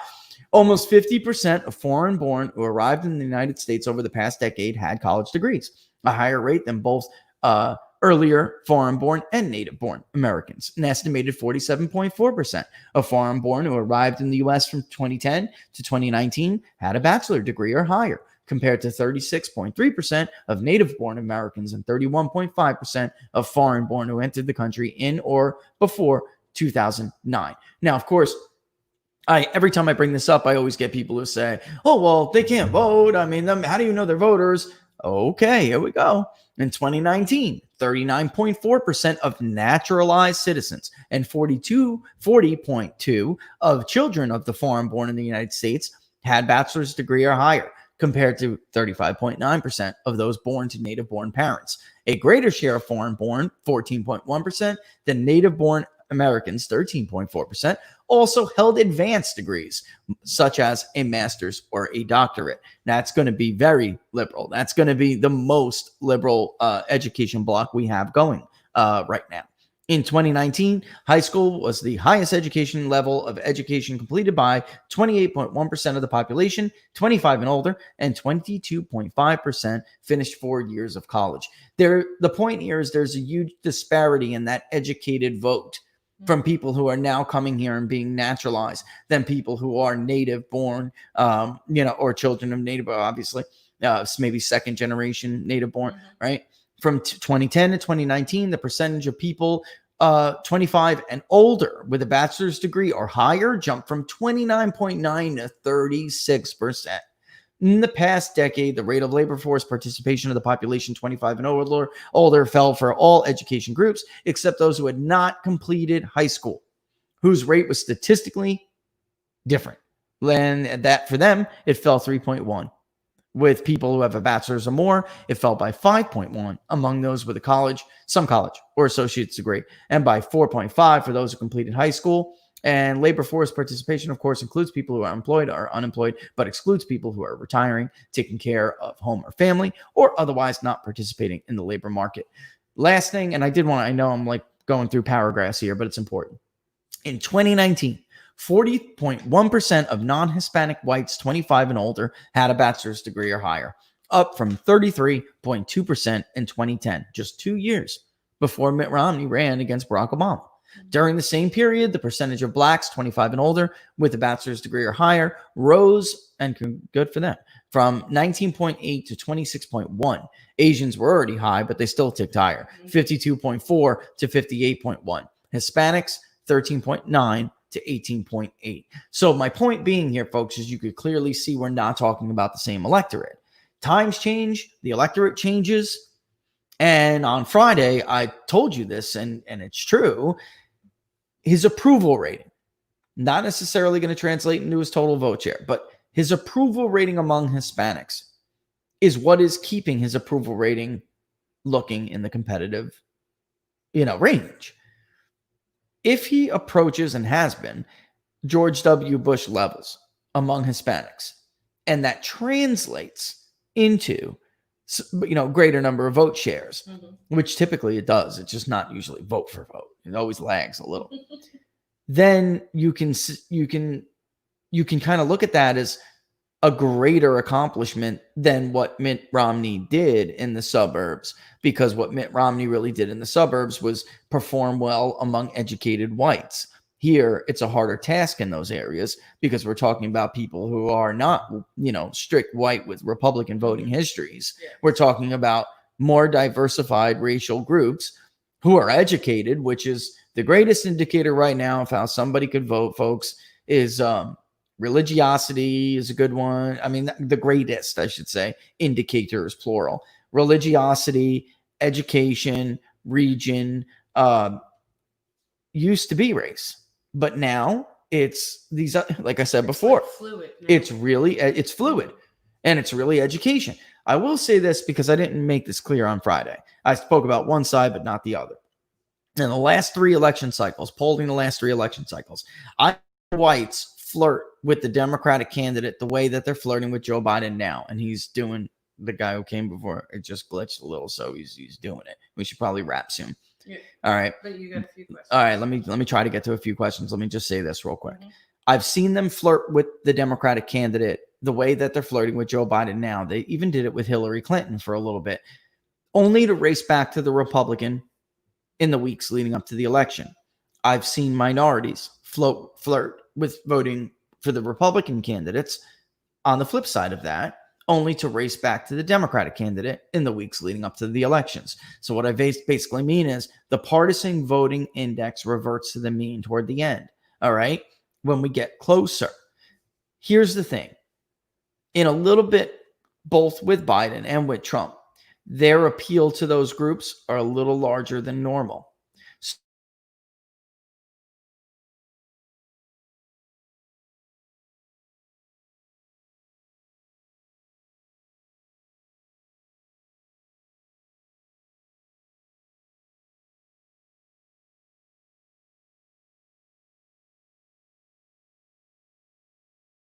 To that minority support. I'm glitching in and out. Joe Biden has a better chance of holding on to the white voter support than other prior, not all of it, because it's not going to happen. Not all of it. And then Donald Trump has a much better chance of holding on to some of that minority support. Very interesting. So this election, the talk of post-November could be all about what I'm saying right now. And it came really not out of nowhere. It's just people refused to acknowledge it. All right. I'm going to kick rocks here soon. You got a couple of questions I can answer. I could see it starting to do it, folks. And if I do, I will make more time tomorrow. All right. Give me some here. Joyce wanted to know, did the crime bill actually work to reduce crime? It did. And we could go over that because, look, mandatory minimums, short version, mandatory minimum sentences work. That's the short version. The data was very clear. The crime bill worked. Okay. All right. What impact does Florida felon eligibility change? Great question. This election? Okay, that's another great question. Right now, like I said before a little bit, I alluded to, There's a little over 1 million, anywhere up to 1.4. Not all of them, of course, are going to register. That's why some of this ballot harvesting is dangerous for fraud, and we will talk about that more. Those people may not want to register and don't give a damn about politics, but it's a great way to get extra ballots, isn't it? Right? So that is something to watch there. However, of those who have been registering, we could just follow it month to month, which we do. You could get the chart. It's actually on my Twitter timeline, the overall trend in voter registration. Republicans are still, even though Democrats ticked a little higher in May, it's not a lot. It's not enough either. Republicans have cut their lead to the slimmest margin in voter registration since partisan tracking began in 1972 statewide. And what's going on there, like I said, is that actually white former felons that are now allowed to vote are actually registering majority Republican. And then black felons are registering less Democrat than the overall voting population right now. It's really something really kind of amazing. And we've seen other states that had it, and it really hasn't impacted it. It was overblown, is my point. Although I oppose it. I do. I think there's other ways to go about it, but go ahead. Will school closures of K through 12 hurt Democrats? This is the way to take back the white woman in the suburbs. This and the crime issue and the out of control chaos issue. You have to tie Biden as the chaos candidate. If Biden is elected, then these radicals will take over because Biden's mental capacity is a concern to most voters. They just are looking for a change because the boat's rocking so much. The way to win this thing is to tie Biden to these crazy ideas, say the radicals will take over, your kids will be stunted, your neighborhoods won't be safe. That's the way to win back the white national security mom. All right? That's it. That's well worth. School closures are so damn unpopular when you just ask parents. All right? All these polls are showing all adults. Who the hell gives a damn what every adult in this country thinks? Do you or do you not have kids? Then I care what you think. I really don't give a rat's you know what, whether you oppose or support it. If you don't have children, you really should shut your mouth and learn how to do, like, keep on trucking. Right. Anyway, keep going. I'm sorry. I like that one. Did you answer by chance when I left about the cinema in Arizona? And what happened with McSally in 2018? Can you discuss Arizona? I don't get it.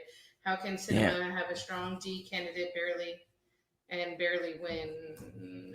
Well, Kelly is a strong candidate. He is the husband of Gabby Giffords, who was shot in the head during a mass shooting event. Jared, I think his name's Loeffner. Jared Loeffner, nutcase. And he was an astronaut. He's running as a moderate. Look, McSally is not doing a good enough job telling Arizonians that that he would have voted for Bernie Sanders. He would have supported socialism over Donald Trump. It's extremely unpopular in the state of Arizona. She's just not doing a good enough job. She was never really a strong candidate. On paper, she is, but as a campaigner, she's not. Her military record, first fighter pilot, I believe, first female fighter pilot, you would think that would matter. It really isn't. However, I'll just be honest with you. They robbed her in 2018 against cinema. They robbed her. I mean, the vote breakdowns come in, Laura, and you've been doing this with me for years. Election day has a margin. Early vote has a margin. Mail-in vote has a margin. It does not change dramatically with the last reported 2-3% of the vote that's outstanding. It did there because they allowed only Democratic precincts in Maricopa County to early vote for an extra 3 days, when it has always been tradition post this new recorder. It has always been tradition that the early vote ends Friday afternoon. Well, they let Democrats vote Saturday, Sunday, and Monday and forgot to send the memo to Republican precincts. They were also dumpster diving. It was the early start of ballot harvesting in that state. It was not a kosher dill election, but she should have beat Simona outside the margin of fraud. She should have. Is Trump really trailing there? In Arizona? Yeah. I haven't polled it myself, but I do find those numbers. Cinema, I don't. McSally. I can see her down to Mark Kelly. He's a strong candidate. He's a strong guy. But with Trump, I'm skeptical as hell. And the reason why I'm being like a little beaten around the bush here, folks, is because it is possible I will poll for somebody that is an entity. And if that's the case, I don't want to talk about it publicly. It's not right. It's not ethical, so like it would be like I'm like trying to use my YouTube channel to like profit my clients or help my clients. And I'm not Richard Hart and Associates, and I'm not going to do that. Right. So from NBC News. So yeah, it's just not who I am. I'm not going to do it. So, but I would be skeptical because Biden has to beat Donald Trump in Maricopa County. And I freaking don't see it. I just don't see it. Maybe they're going to do what they did last time, but Donald Trump won Maricopa by about 5.5 points. That's what pulled him over in Arizona. That's why we called it early in 2016. Everybody's like, oh, Arizona's so close. He was ahead in Maricopa County. That was it. It was over. It was game over. It was like over for her. It didn't matter what Pima and the rest of the place did. It was, so go ahead. Do you think Biden will replace HRC on or after the convention? I just don't think Biden's going to be replaced. I think if he wins the election, he'll be replaced. If you vote for Joe Biden, you're not voting for Joe Biden. You're voting for whoever replaces Joe Biden. He is a stamp right now. He will not serve as president very long. That's it. But he's going to be on the ticket. It's too disruptive to move him. I've never subscribed to that. I mean, it would take Laura. I mean, it would take an act of God. He just will not serve as president long. Whoever he picks for VP will be the president probably a year after his administration if he wins. Maybe not even 6 months. Yep, maybe. Yep. Look, Joe Biden. Joe Biden has, and nobody wants to talk about this anymore. It's crazy. Joe Biden has the early stages of something. We saw when he announced, I was like stunned. I was thinking to myself, how is the media going to hide this? He was bumbling. He was doing what I call the geriatric shuffle. And it's not to mock anybody. It's just his neck and head. When you get older and your back starts to curve and his neck and head were so forward, somebody was holding his arm. He was shuffling his feet down a ramp that's made for a wheelchair. This was in Delaware. I just thought to myself, how on earth are they going to cover this up? Well, now we know how. But he's not in good shape. And I'm sure. As a wife, though, I wouldn't let my husband. I don't, I tweeted that. You would not let me embarrass myself like this. Sir. I pop on national television. I don't know what freaking state I'm in.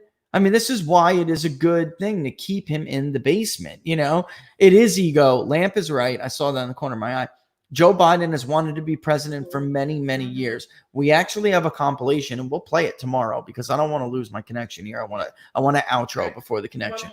But I will play it. It's a compilation of how many times Joe Biden had to admit to plagiarizing, and you could see it in his face that, damn it, it's over again for me. He has wanted to be president forever. And the Chinese, Wall Street, K Street, and a political class in this country pumped his head up bad this year. And Jill, his wife, allowed them to do it. Be damned what he does to his legacy. I don't know how you do that to your significant other. All right, one more before we fail out here. Sir J. Pat, I help work the polls in Kentucky. Does requiring polling places to be staffed with Democrat and Republican like they have there will help stop fraud? That's a great question. Does it help Fox News to get any more reliable poll because they have Anderson and the other guy polling jointly for them? The answer is no. Why? Because the Republican pollster hates Donald Trump. He does, and he would hate. This is the wing of the party who typically get those roles anyway, Laura. That's the wing of the party that don't favor the insurgents that come whether it's from the conservative wing or the populist wing, they don't favor it. So it really doesn't help. And what I mean by that is the Republican pollster at Fox is just like any other media pollster. They make money off of live caller. It's the most expensive mode. They know damn well it's not reaching everybody. There's no way they don't. Donnelly +7, folks. Donnelly +7. Laura, could you imagine me if I, in 2018, did what the Fox pollsters did and put out a poll, my final, Indiana, Donnelly +7. I would be under the table. She knows how seriously I take this. I'd be under the table weeping like a baby. Holy crap. How did I blow that race so bad? I'm going to make a public explanation as to what a fart I am. This is what happened. I failed you because if I ever missed that badly, Braun won that race by what, 9 points? That's a 16-point miss.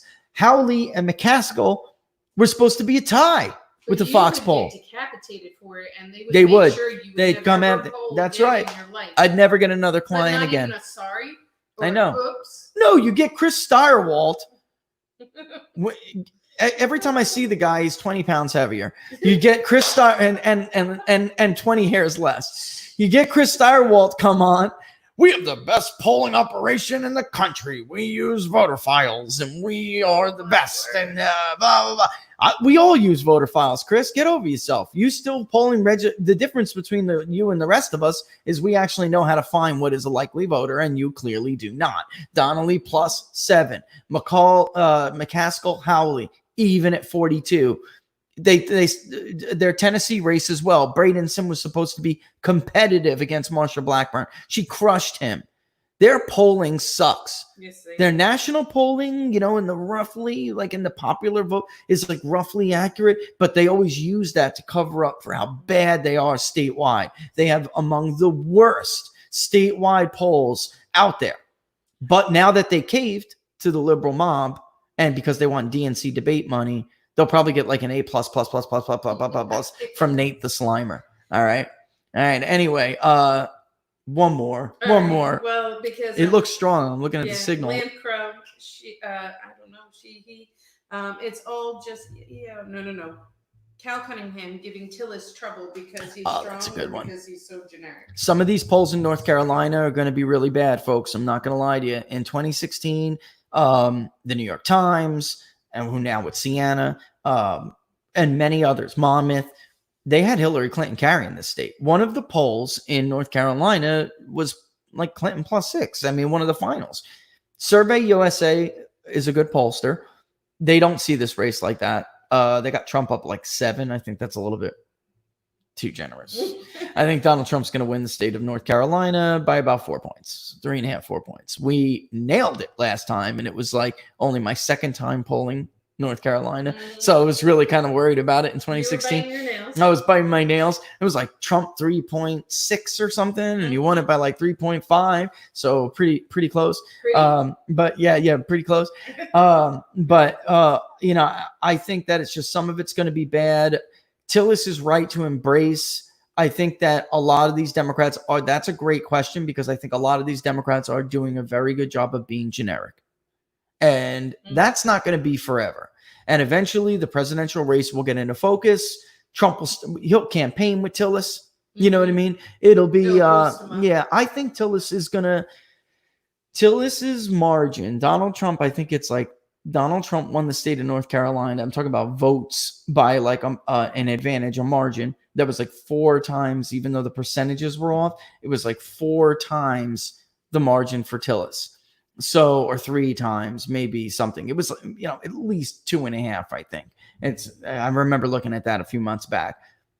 Tillis was never a great, strong candidate, but he beat Kay Hagan, and he beat her by 2 points when all of the polls said Kay Hagan was going to beat him by 6, 7. We held that model firm, and the polls screwed us up. And in 2014, in fact, the polls are so bad in North Carolina. In 2014, we made the one and only adjustment to the election model, which was to diminish the importance of public polls in the forecasting. The headline of public polls, we really diminished and favor instead what the actual demographic vote shares are, because we don't really care what the pollster's interpretation is. That caused us to miss in 2014. The model was right. It was Tillis by 2, and the public polls killed us. True story. And we gave it slightly lean Hagan. It should not have. It was lean Tillis. Not slightly. It was lean Tillis. All right. You want more? Because you got 2 more. Okay. One more. All right, and if I miss anything, we'll go back and we'll grab them for tomorrow. Okay. My question will be, do you want to talk about Vegas or do you want to talk about Tuberville? Let's go with Tuberville. Let's see what it is. Tommy Yeah. Tuberville, safe to win Senate seat in November. Oh yeah, he's gonna crush Doug Jones. He's gonna. Yeah, Doug Jones is done. He knows he's done. It's over. He would have been maybe a little bit hard. Look, Jeff Sessions is a little bit more well known. There's gonna be a little bit of a revolt. All right, and what I mean by that is, look at where Jeff Sessions won. Look at where Tuberville won. Jeff Sessions won the northern Madison area, okay? And that is, think of Richard Shelby, the senator, all right? They're not even really Republicans. They just pretend to be, they're like Republicans in name only. It's like that Rhino name. That's the best. And I don't mean the voters. I mean the establishment that's over there. That's where Sessions won, and he squeaked Mobile, and Tuberville killed him everywhere else, including Jefferson, including. So you're going to see an attempt to do what they did to Roy Moore, which is hurt him enough in the northern part of Madison, right? Where Doug Jones can eke it out if he does well enough in the suburbs. I don't see it. Tuberville's victory was a dominating victory. And it shows you what a dwindling percentage of the Republican Party those figures like Shelby are. You know, like they were able to hold Roy Moore back. But that's because even did Roy Moore not creep you out? Be real as a woman. Be real as a woman. Did he not creep you the hell out? No, he's creepy. He's creepy. He's got creepy. Did you believe he at least liked to sleep with girls who were young? Even though times were different, Jerry Lee Lewis married his young cousin. He was a national and statewide hero.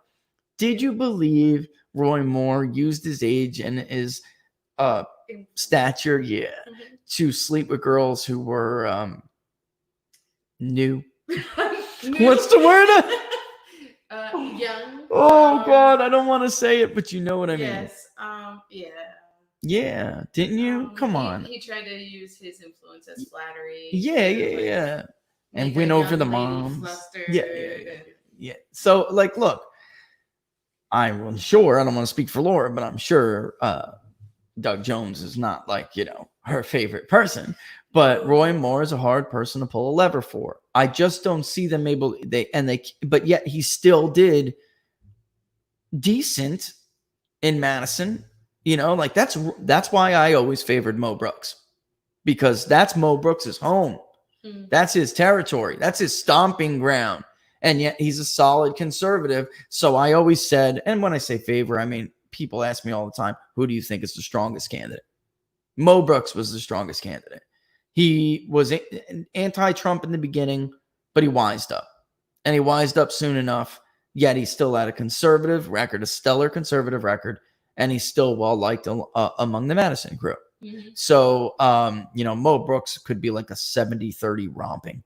But now we're probably looking at like 60-40 because Jones has the power of incumbency, which does matter. But he voted for impeachment. And that he knows that was his death knell. And Tuberville is an unknown. And I'll say this about Alabama before we get out of here. Wow, we did do the two anyway. We did. Of course we did, because you know how to talk. Tuberville. I'll take that as a compliment. Tuberville is an unknown quantity here, okay? There are things about him that are a little bit questionable as to whether or not you think you could trust him compared to like Jeff Sessions on issues like immigration and trade. That said, Jeff Sessions never understood, and I really, when he announced he was running, I almost swallowed my Adam's apple. Like, how tone deaf can you be? People see the Trump presidency as their presidency, Trump supporters. It is true that Jeff Sessions was America First before America First was cool. He had been talking about these issues long before Donald Trump was ever a politician, long before Trump ever got the Republican Party to return to their roots, which is, by the way, what he made them do. This is the root of the Republican. The Trumplican is the root of Republicanism.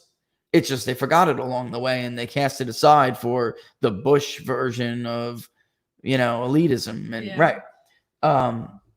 This is America First was the slogan for Republicans in the early 20th century. I mean, Trump didn't come out of this nowhere with this. And he took it, and it was about business, selling out American businesses for multinational and foreign companies. That's what it was about. And that's how they made their gains against Roosevelt in the midterm elections. But people forget that crap.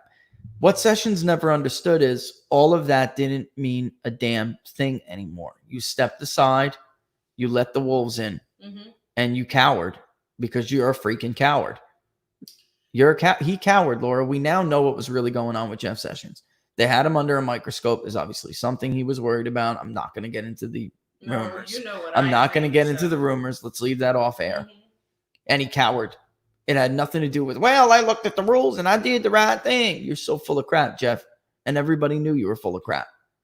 You had somebody with a microscope over you. We now know that to be true. That part at least. So that some part of the rumors have to be true because that part was true. We got that from the Mueller report. They were. Yeah. They were. So obviously, Tuberville, whatever, you know. Yeah, Trump is the third Reagan term. Glenn said Trump is the third Reagan term that the Bush family ruined in 1988. That's absolute true story, Glenn. And look at the Reagan Foundation today telling the Trump campaign to stop invoking his name. All of these people, these coat riders, Bill O'Reilly was right about that. You remember when he took out George Will and said, you're a fraud, you're a hack. You remember that? You invoked the name of Reagan. You freaking hated Reagan. You all did. And now you invoke, this Reagan, that Reagan. You're so full of crap. They all hated Reagan. It just wasn't as nasty as it is now. But anyway, wrapping it up with Sessions, he never understood that was a fake investigation. More than fake. It was a corrupt investigation with no pretext. So no matter what you think or what excuse you use with the DOJ Code of Ethics, you're going to recuse yourself. The DOJ Code of Ethics and Standards and Guidelines absolutely precluded Robert Mueller from leading that investigation. Sure did. You think Rod Rosenstein gave a damn about it before he come on, man. And when he stepped aside, he betrayed Donald Trump. And in the eyes of the Trump voter, the true Trump voter, he betrayed them because they view it as their presidency. This is our presidency. And he didn't seem to understand that no appearance on Tucker to talk about wages and immigration was going to save you. You handicapped, if you were really America first, you would have stood up for the administration that had the best and potentially only chance of enacting those damn policies you say you care so much about. But instead, you were a coward and you hindered it. You allowed corrupt government actors to handicap this administration and derail the first 3 years of this investigation. That position, knowing that he had something in his closet. No crap. If something was there, right. If you were a man of moral character and you truly valued your position, you would say, listen, you step up. Pick somebody else. You step up to be the Attorney General of the United States. You got to be kidding me. That's what you you have say. got Thanks, to be kidding. No thanks. You know, it's unbelievable. It's disgusting. Disgusting. Yes. But this is it. All right, folks. What is the economic calendar tomorrow? Because I don't want this to happen. You know what I mean? The S&P core lot, consumer confidence at 10. All right, we're going to do this at 11 again tomorrow because I want to run through consumer confidence, and there's another one up there too. There's some other stuff, the S&P core logic, because we were talking about the housing market before we get into Pennsylvania and Philadelphia, and we'll talk more about this voter fraud issue. And I'm going to show you exactly how many inactive voters are on the rolls, and we'll go through the bullet point of what separates this effort from traditional vote by mail or absentee ballots. Mm-hmm. You look beautiful today. I have to tell you that. And I should have waited for off air, but you look absolutely beautiful. Anyway, tell you what, folks. Tell you what. Anyway, where was I? This girl's the only one with the power to distract me after 15 years of marriage. Yeah, all right. We'll go through that outline. We'll get into it, but let's do it at 11 tomorrow so we can cover the economic calendar. Okay. Don't forget, of course, to subscribe before you kick rocks out of here, folks. Don't forget to subscribe to the YouTube channel, okay?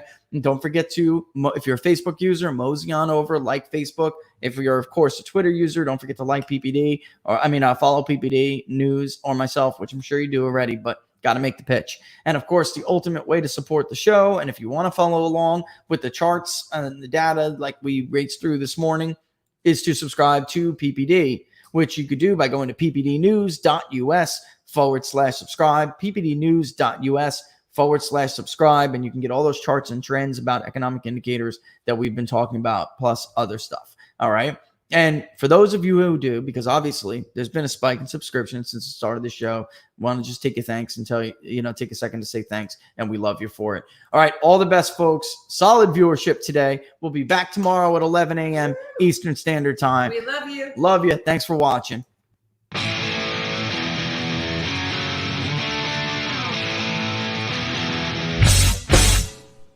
How much you wanna bet that I can get you back inside your head before the summer ends, and spread a little love just for a little fun? I'll make you come back to me before the rise of every sun. Baby, it's meant to be. I know you got a man, but he don't understand. You're gonna be a heartbreaker. You're such a love taker. So just suck me in and you can toss me like a cigarette. 'Cause I just wanna be a bad habit, yeah.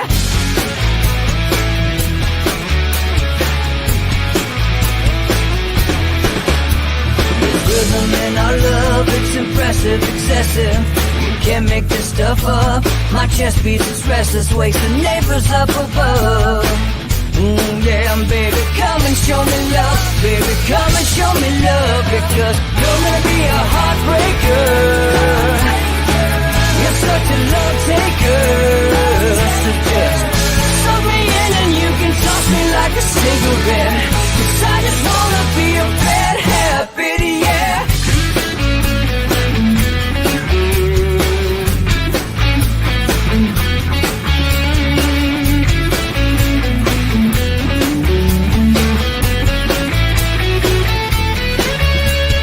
Get on a plane and take a one-way ride. Steal us away to find a place we can hide. It wouldn't take much to spear for a knife, just to give into the need and leave it all behind. 'Cause I know that you know that I know that you want me. You told me, now show me, come blow me away. 'Cause I know that you know that I know that you want me. You told me, now show me, come blow